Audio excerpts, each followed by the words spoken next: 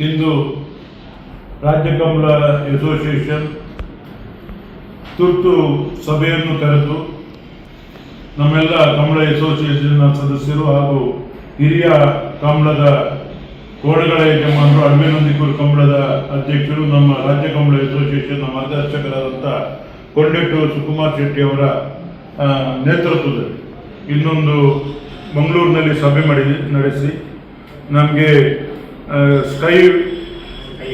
ಸ್ಕೈವಿನ ರತ್ನಾಕರ್ ನಾಲ್ಕು ನಮ್ಮ ಹಿರಿಯ ನೇತಾರ, ನಮ್ಮ ಕಮಲದ ಆಪದ್ ಬಾಂಧವ, ನಮ್ಮ ಕಮಲಕ್ಕೆ ಬಹಳ ದೊಡ್ಡ ಕೊಡುಗೆ ನೀಡಿದಂಥ ರಮಾನಾಥ್ ರೈ ಅವರ ಮೂಡೂರು ಪಡೂರು ಕಮಲಕ್ಕೆ ಅವರ ಸೆನ್ಸರನ್ನು ಅಳವಡಿಸುವುದಿಲ್ಲ, ನನಗೆ ಬೇರೆ ರಾಜ್ಯಕ್ಕೆ ಹೋಗ್ಲಿಕ್ಕಿವೆ ಎಂಬ ಒಂದು ಮಾತನ್ನು ಹೇಳಿ ಇಡೀ ಕಮಲದ ಕೂಟಕ್ಕೆ ಒಂದು ದೊಡ್ಡ ದಿಗ್ಬಂಧನವನ್ನು ಮಾಡಿದರು.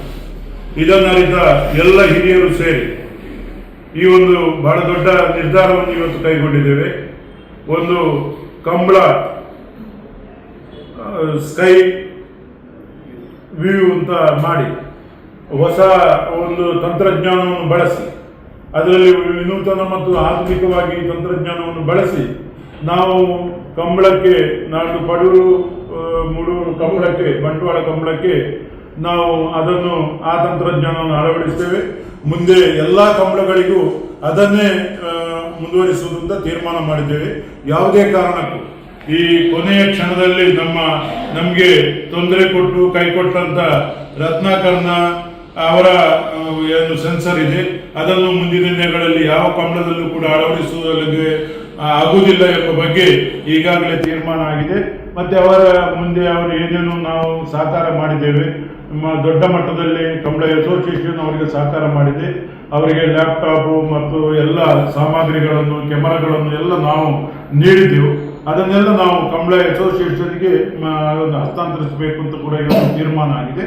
ಮುಂದೆ ಒಳ್ಳೆಯ ರೀತಿಯಲ್ಲಿ ಇನ್ನಷ್ಟು ಸ್ವಲ್ಪ ಆಧುನಿಕತೆಯನ್ನು ಮಾಡಿ ಬೇರೆ ಬೇರೆ ತಂತ್ರಜ್ಞಾನವನ್ನು ಬಳಸುವ ಬಗ್ಗೆ ಕೂಡ ಚರ್ಚೆ ಆಗಿದೆ.